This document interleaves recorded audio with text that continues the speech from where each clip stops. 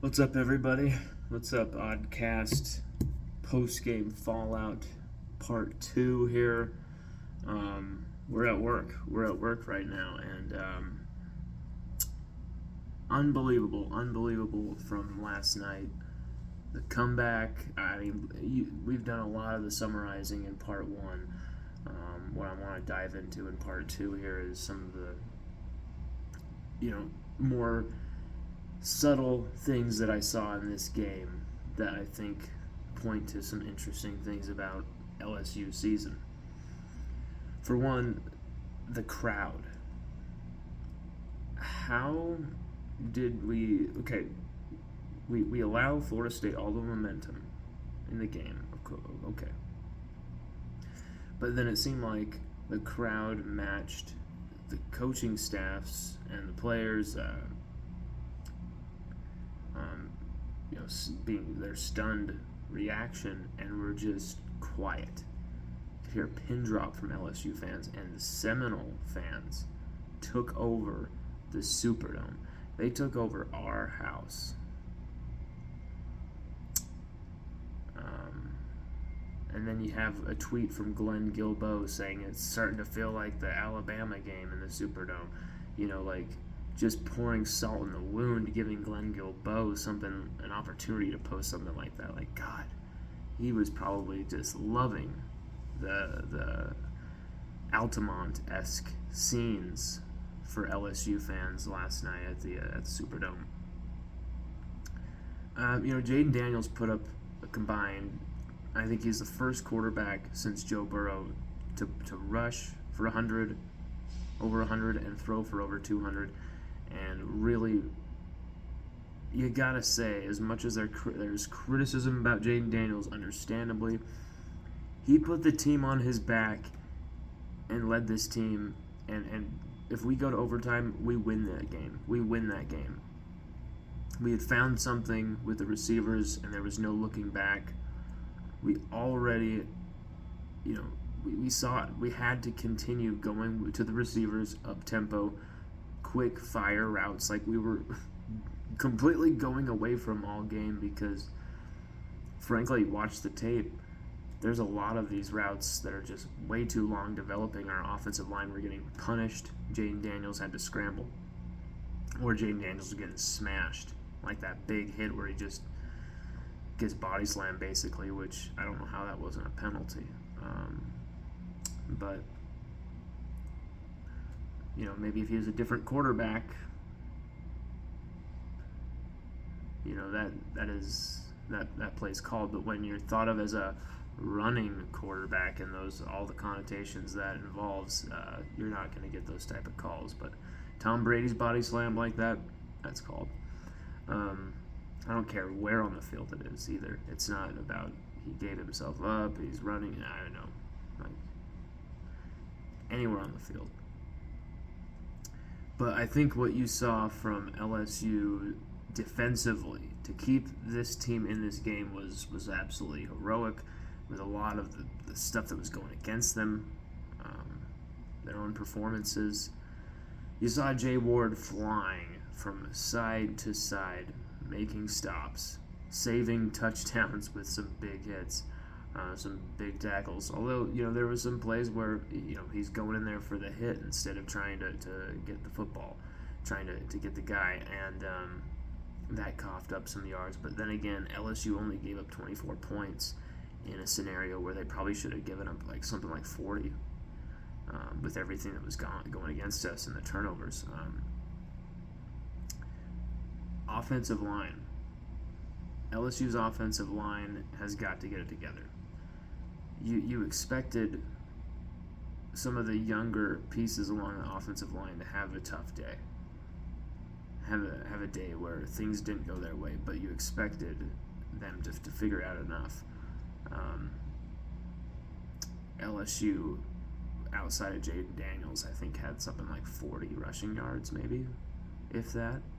I know Noah Kane had like 24 or something like that, but outside of Jaden Daniels, the rushing game was absolutely non-existent, which mirrored last season, although we didn't have a quarterback like Jaden Daniels to get those yards to mask that. It was straight up ugly, and we were kept in the game by Jaden Daniels' legs. That's the thing here, is many are going to point at Brian Kelly here and say, we got the wrong coach. This is the wrong offensive coordinator. This is the wrong defensive coordinator. This is the wrong staff. Why did we believe the hype? Why did we buy into this? Yeah, there was once again a lot of preseason hype in the media, but at the same time, there was a lot of realism with where this team was going to end up record-wise. I think the problem isn't so much physical or talent. I think the problem is a lot to do with the mentality and the psychology of the situation.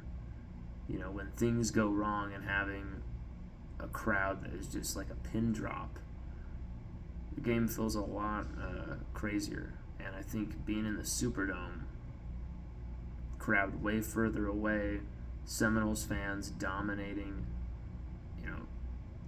right in their ears, it had to feel a little weird, make you feel a little off. Seeing Mason Smith's injury, it had to make you feel a little weird, a little off. Seeing the coaching staff kind of have a little bit of wide eyes at times, that had to make the players feel a little bit off. Seeing Kayshon Boutte frustrated and pissed, screaming and stuff, that had to make everybody feel a little bit off. Seeing, Cam Wire getting blown off the line right into Jaden Daniels. There was a lot of receivers who were getting frustrated, not getting the ball because they'd be open, and Daniels would be tucking the ball. Jaden Daniels did so many good things, get us back in the game, put the team on his shoulders, but with his style of play, if we can't find a balance, it becomes so easy to beat.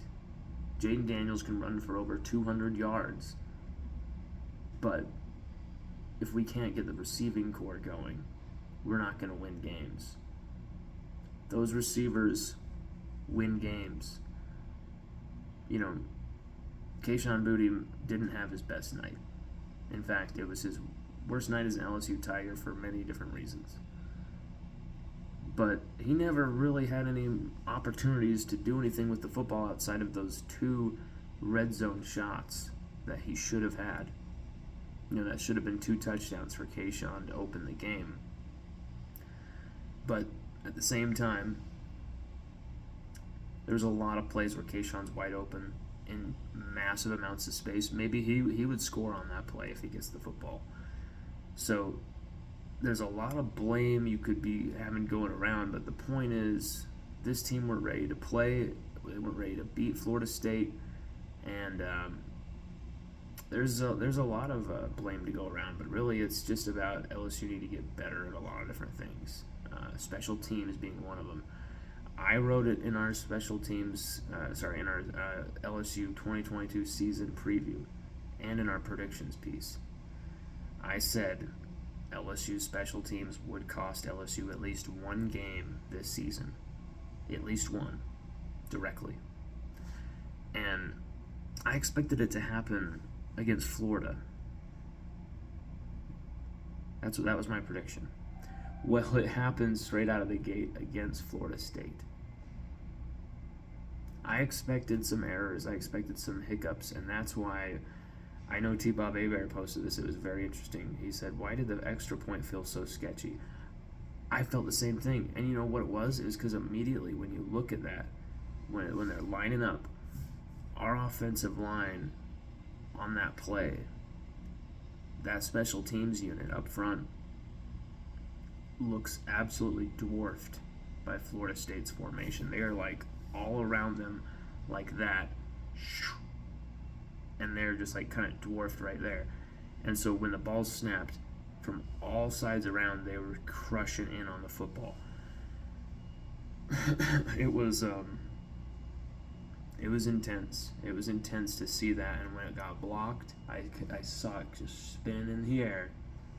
We were all hanging in suspended emotion, suspended animation, and boom, off the crossbar. And I thought, is it going to go in off the crossbar? No, it comes right back out.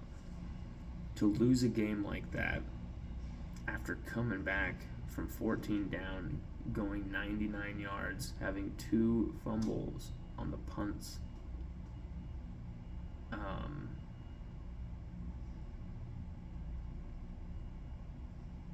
It's incredible. It shows that this team is a lot better than people think they are. They're a lot better than people are saying. It's just our coaching staff need to find the right way to unlock these players. And there's a lot of belief, a lot of support in this staff, almost to a ridiculous degree where they could do no wrong, blah, blah, blah, blah, blah. There was, of course, going to be a letdown and a disappointment because of those outrageous expectations. My expectations have always been for this LSU season that it was going to be not really a total rebuilding year, but a transition season. And you're going to see who are going to be the next stars for the future while celebrating some of these veterans on their way out. Some of these 2019 guys and some of these guys have been there the last 2 years. And, paving the way for the future while at the same time kind of ironing out, kind of having some growth, some learning to do, with our coaching staff specifically, kind of a trial by fire. Some of these guys being put in positions maybe they've never coached in before. Some of these guys getting their big first opportunities. There's other guys who've had a lot of opportunities, a lot of big-time coaching jobs, have championship rings on their fingers, Super Bowl winners. We have multiple Super Bowl winners on this staff, multiple national champions. I expected more from them on the sideline during this game, some more reaction, especially early, because early we're only losing 7-3, and I'm seeing LSU's sideline look like they're seeing a ghost. What is that about? Why was there such a lack of energy, intensity, emotion when the game was just 7-3? I don't understand. Until it became 24-10, I believe, only then did LSU really get going and finally get something, 17-3 as well. We had to have it there with the 4th down. There was so much that went on in this game. So many crazy do-or-die 4th down touchdowns. Both of LSU's touchdowns in this game, 2 of LSU's touchdowns in this game were on 4th down do-or-die plays at the goal line. Noah Cain's touchdown, and then of course DAndre Jenkins' brilliant score. I one of his 2 on the day. DAndre Jenkins, massive player for us on the day. I just don't understand why LSU weren't more physical in the trenches. And I'm also not sure why, Cam Wire wasn't substituted for Marcus Dumerville. Try somebody. That's the thing that I said before the game. I could not foresee this current LSU staff under Kelly allowing, ineptitude from any player. And yeah, they took out Kayshon Boutte for a while, which I thought was kind of stupid. He's your number 1 weapon. Keep him in there. He could score on any given play. Keep him in there and give him the ball. Get him involved. Get him back in this game. You need him. But Cam Wire's getting blown off the line, and there is an option right there with Marcus Dumerville, and we just don't take it. I don't understand that. I don't understand maybe some of the adjustments we could have made there on offensive line. I don't understand why we abandoned the running game early. The first half, outside of Jaden Daniels, I think we maybe rushed the ball 4 or 5 times. Josh Williams and Armani Goodwin a couple times. Noah Cain didn't even receive a carry until the drive he scored on. And you constantly had to see us using double tight ends and a running back, all 3 of them, just to help the offensive line. giving Florida State more personnel to cover our receivers. And Florida State's secondary had a great game. They had a great game. And we let them off the hook, though. Someone like Brian Thomas Jr., they could not match up against him. Mason Taylor, they could not match up against him. Mason Taylor had a great game. 5 catches, 42 yards, something like that. Really, really should have taken advantage of those mismatches. DAndre Jenkins had a big 3rd down catch. The big 4th down catch, touchdown, of course, which should have tied the game. Had a 22-yard touchdown that really helped LSU get some momentum as well, keep us alive, keep it going at 24-17, a nice quick score. I just, there's so much to dissect about this game. There's so much that you can't really understand or explain. Some of what happened, Mason Smith's injury, the fact that Kayshawn didn't have a catch until the 4th quarter. It seems like, we wanted to go way too much for this run-first offense, and Jaden Daniels, given the keys to the offense, took off way more than he probably should have. There was a bunch of times where he had someone wide open. Jack Bech would do some moves and be open on a slant, just throw him the ball, and he's got 15 yards. Limit the hits on yourself, Jaden. Even if you want to be the guy and run the football, limit the hits. Get your receivers involved. And you saw that. Once LSU started throwing the ball really well, going down the field, the holes opened up for Jaden Daniels even more. And he took off down the field for 20, 25 yards, 30 yards at a clip. And, marched us down the field in no time. Sage Ryan, I gotta bring him up. He made an awesome pass breakup on a 4th down goal line stand against Florida State, and just absolutely jumped in there, bats the ball away, kind of gets into the receiver's eye line and into the receiver's hands, gets the ball out of there. Huge stop before the half. Unbelievable from Sage Ryan. And then we don't really see him for much after that. I don't understand that. There's just some questionable decisions by the staff as far as rotation, as far as players who should have been in the game.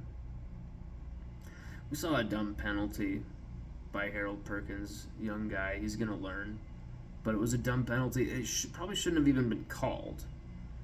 But you put yourself in that situation, it gives the ref the opportunity to be a softy and throw that flag.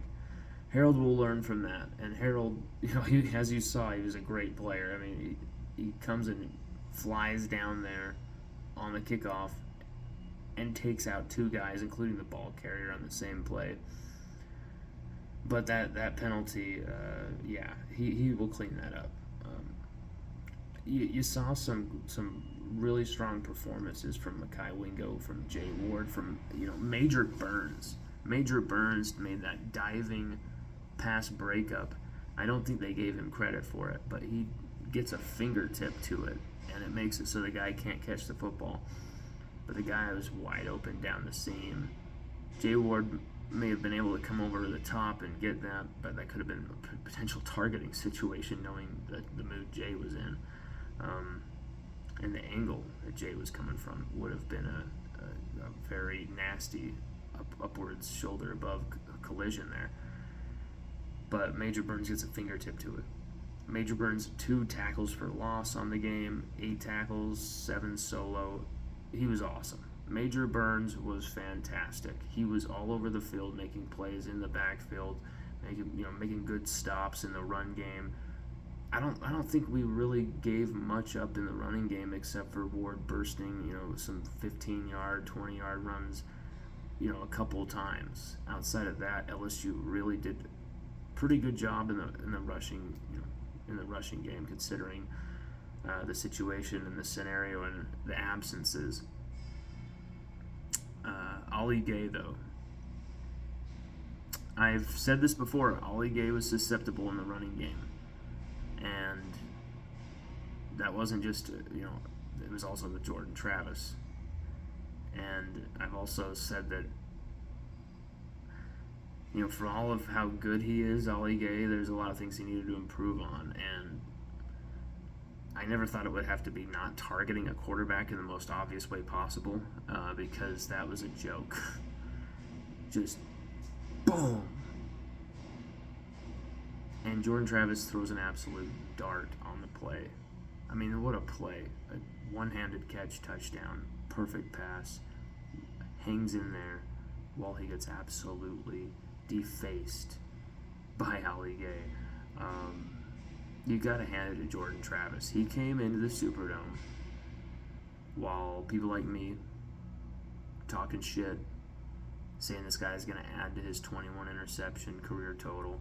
Doesn't throw a pick, throws efficient football, runs all over us, leads Florida State with a lot of moxie, beats LSU. I mean, you can argue about overtime. LSU going to overtime, winning that game, and LSU lost in a fluky, stupid way. But damn, Jordan Travis he's a deserved winner of this game. And so are Florida State.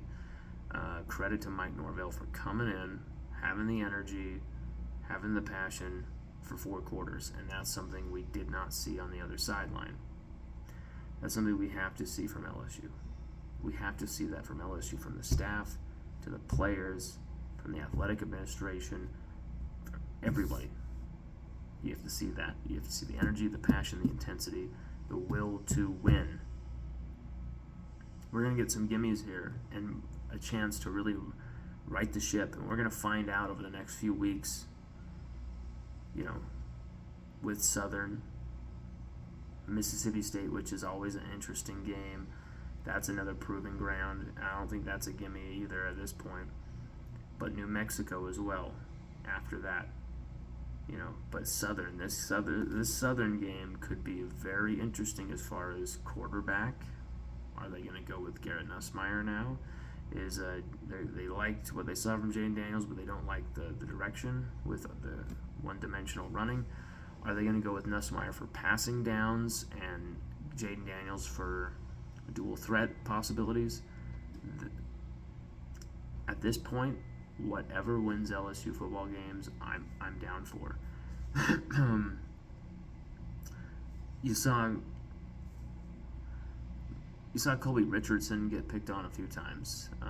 Someone who was talked a lot about, and he started the game. You saw him get picked on a bit there.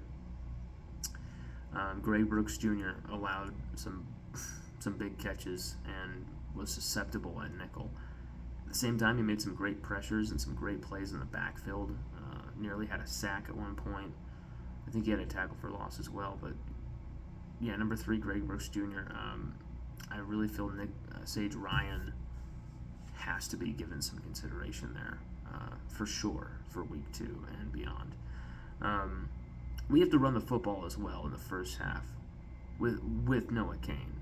And then when John Emery Jr. returns, with John Emery Jr., with Armani Goodwin, with Joshua, and something more creative than just these RPO up the gut. Everyone can see it. Everyone can see it and read it, and they destroyed our running backs, taking some big hits back there because of it. Our offensive play calling was abysmal for 3.5 quarters, let's just say it. And until Florida State started playing off and we started finally calling the right route combinations, the right actual passing plays, and finally got it through to Jaden that he has to throw the football. Basically was forced to throw the football because of time being of the essence. Finally we got going. Once we ran the tempo offense we've seen all fall camp, and then we didn't see the tempo offense for 3.5 quarters. Where was the tempo offense we were seeing? We were not only told about, but we literally saw it all the time in fall camp. Where was that? It made no sense not to employ that. Wear Florida State down with our talents on the outside. wear Florida State down with Jaden Daniels' legs. You know, you gotta wonder about some things with LSU here. You gotta wonder. But I really do believe in this staff. I believe in this team. I believe in these players. I believe in this program. I believe they're going in the right direction with Brian Kelly. Not a good start. Not the way you want to start, but we knew this season would be tough. We knew this season would be rough. Maybe I overrated them, picking them 9-3. But at the same time, I look at the schedule, I look at the opponents, I look at this season is still very, very early. And if Florida State can beat LSU like that, then LSU can get some things right and really figure this out and rattle off some wins here to get some confidence going. And who knows how this season can shake out. There's enough talent there, enough passion, enough heart on this LSU team, enough fight, as we saw, to really do some things. It's just, will the roster limitations, maybe some of the staff inexperience or unfamiliarity with will that hamper this team in Brian Kelly's debut season? Well, I think the lack of energy definitely hampered the team in this first half and this first game of the season. But you know what? I do think that this team is headed in the right direction. It's just it might be a process for that. It's gonna be an interesting campaign here. But you know what? I really loved seeing some of these players for the first time, you know, go flying around, and some of these sophomores coming back and doing their thing.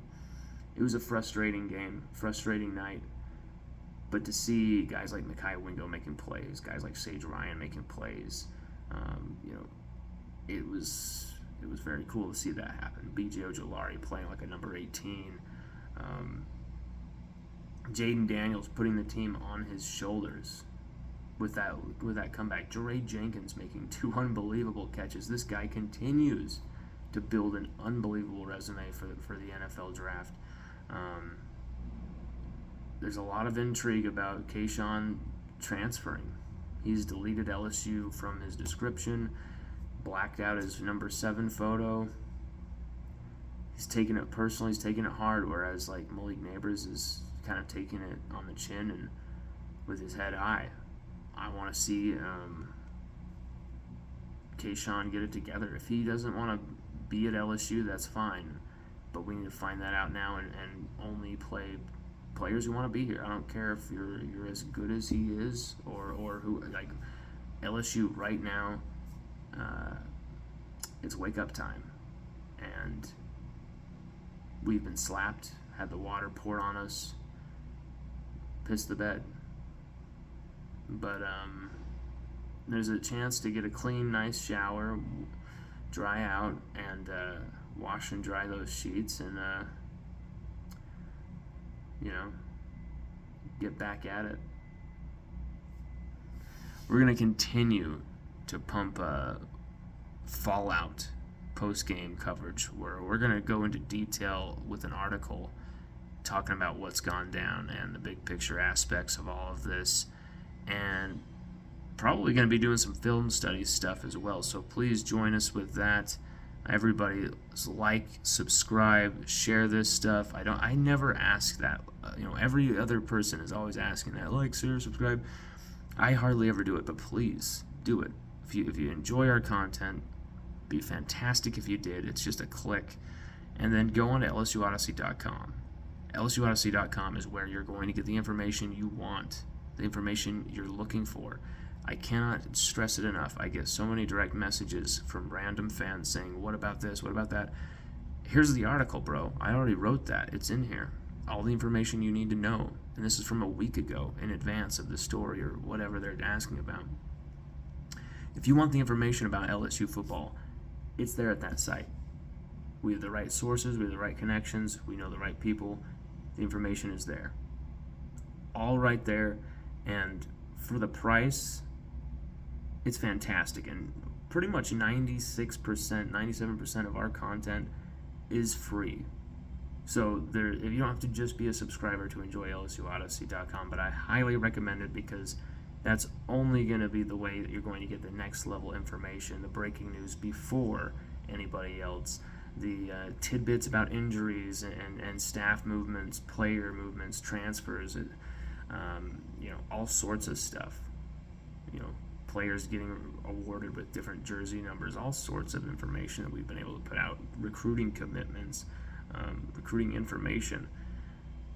We love to do this. It's all there. LSU will be just fine. They'll figure it out, but this is going to be a transition year, and we're going to see who the real fans are. We're going to see who there's a lot of support of Brian Kelly before this game, and we're going to see who really is more of a bandwagon Kelly person. I think there's already been some YouTube podcasters who are looking a little foolish right now.